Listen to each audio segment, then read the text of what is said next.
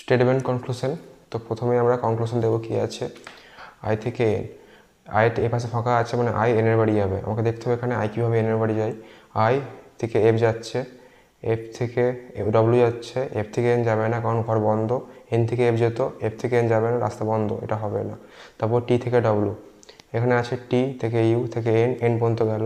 তারপর এন থেকে F, F থেকে ডব্লিউ, তো এখানে এটা হয়ে যাচ্ছে।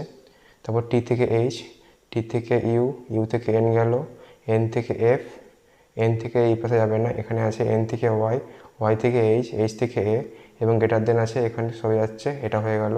তারপর টি ইজ ইকুয়াল টু ডাব্লু, টি থেকে ইউ থেকে এন, এন থেকে এফ থেকে ডাব্লু, কিন্তু এখানে ইকুয়াল থাকলে, যখন ইকুয়াল থাকবে তখনই একমাত্র এটা ঠিক হবে, যদি ইকুয়াল না থাকে কোনোভাবে এটা ঠিক হবে না।